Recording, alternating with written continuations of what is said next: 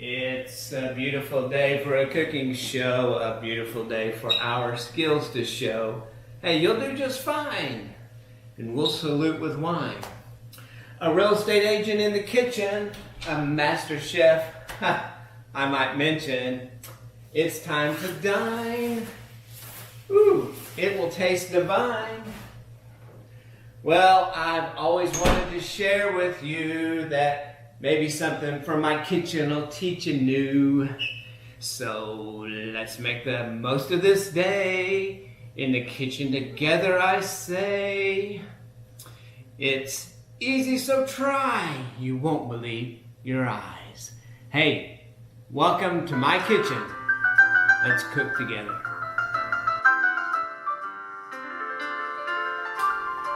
Well, welcome to Kelly's Kitchen. Hey, this is going to be our first installment of Cooking with Agent Kelly.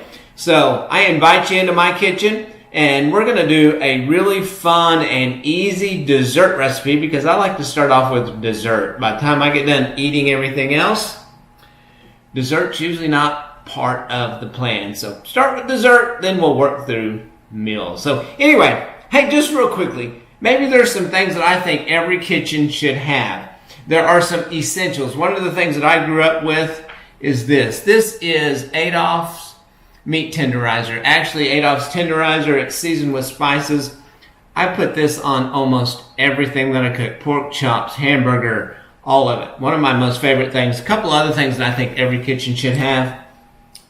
Garlic powder. I buy these big ones because they're not too expensive, and I use quite a bit of that. And onion powder. So between garlic powder and onion powder, both of these I use a lot of times in connection with my tenderizer.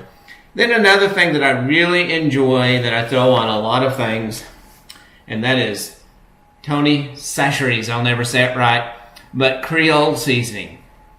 That right there is probably one of the best things. You can make something too spicy if you get carried away with it. But those are some basic spices I think every kitchen ought to have. So, hey, guys, I'm so excited that we're getting to do this. We're kind of all stuck at home a little bit, different things going on. We're going to do easy peach cobbler. And all of the recipes that we're going to do cooking with Kelly are going to be quick, easy. Anybody can do it. So I encourage you to get yourselves together and get ready for easy peach. All right, easy peach cobbler. This one is going to be one of the easiest things, and your family will enjoy it if you like peaches. I'm not a big peach fan, and it's really funny because I don't even like the word cobbler. It sounds old. It sounds like something I wouldn't like, cobbler. But hey, I like the easy peach cobbler. I will eat this because I like the sweetness of the crust that forms on the top of this cobbler when it's cooked. So I'm doing this in just an easy 9x13 pan. This one is actually aluminum, which means I may share this with somebody. You never know. The things that you're going to need are going to be pretty easy. We need some self-rising flour. Just happen to have some self-rising flour. I'm going to try to keep things that we cook to stuff that you can still find in the grocery store. This one may not be an easy one to find, but you may still be able to. We're going to need a couple of cans of peaches, of course. And the other thing that we're going to need is some butter. All desserts taste better with butter. Of course, we're going to use a whole stick of butter. And then on top of that, what we're going to have is a little sugar and milk. So those items are all pretty easy. First thing you want to make sure you do is preheat your oven. 350 degrees. This baby is ready to go. Our first step is to take that stick of butter. We're going to melt this down and actually just put it in the pan. We're going to melt it, put it in the bottom of the pan. We get that melted, and in the pan, then we'll mix our other ingredients together in a quick bowl.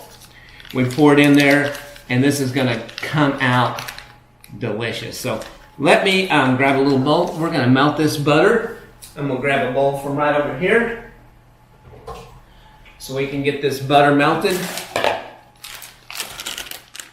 I did wash my hands, so I do have clean hands. I'm going to throw this baby in the microwave real quick just to get that melted, because normally I would take my pan that I'm cooking it in, and I guess I could do it this way.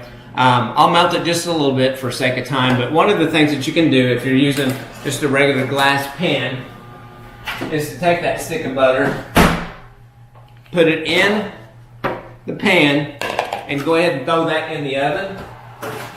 I'll throw it in the oven so that that can be melting in the bottom of that pan and be ready for us when it comes time to put the dry ingredients in.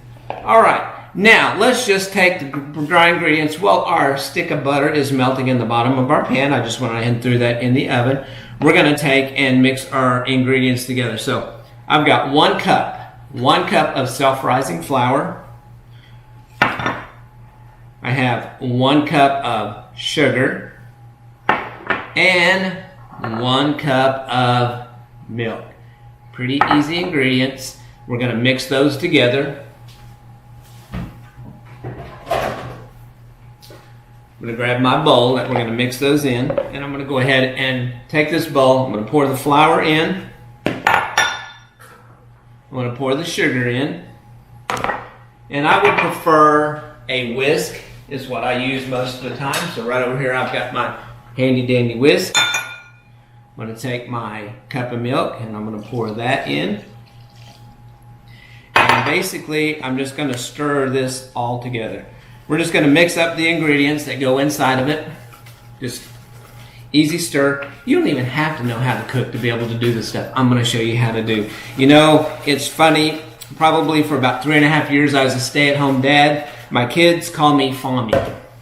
And father, mommy. Because I stayed at home and I made sure that we had dinner on the table in the evenings. I made sure they had breakfast, took them to school and all that good stuff. We've got this mixed up. Looks pretty good. That's pretty simple. Let's put my things off to the side here. I'm going to take my cans. You want to keep the syrup in the cans. I'm going to go ahead and just open these cans up. And these are just sliced peaches. I just happened to buy the Freestone sliced peaches, which basically it might be what's currently available. There was a lot of fruit that was available, but I'm going to open up both of those cans. You're going to use the syrup to pour in there as well. Now I'm going to go see if my stick of butter is melted.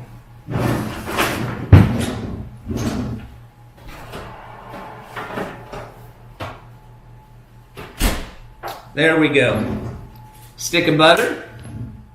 Let's set right here. It's melted and ready. All right, so our stick of butter has melted in our pan. And here is the simple part. This is nice. Look at that, all that butter in there. I'm sure that's what makes this so good. So we're just gonna take our ingredients that we mixed together.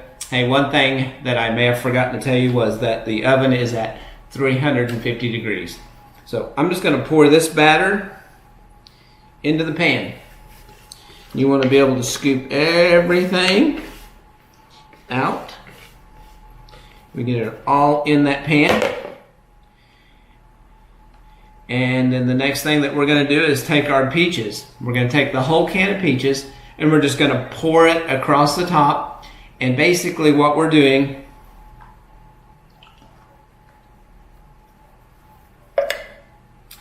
is going to even them out across the top of this. So once you've got those all poured in there, you can take your spatula if you want, and you just want to even the peaches out so they're not stacked up on top of each other. It may not be the prettiest looking at the top, and when you look in here it's all swirled around because you've got butter, you've got the mixture, you've got the peach juice and everything else, but I promise you when it comes out you're going to have this nice crust across the top. You're going to have peaches all mixed in there and it's going to be delicious. So now all we're going to do is take this and put it into a 350 degree oven and we're going to let it cook for about 30 to 40 minutes, probably usually 35, 38 minutes, depends on your oven. So let's put this in the oven and then we're going to see what this turns out to look like.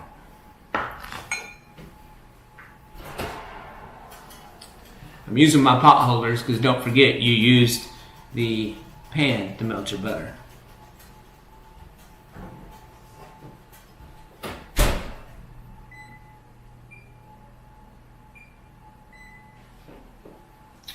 We've set the timer and now we wait.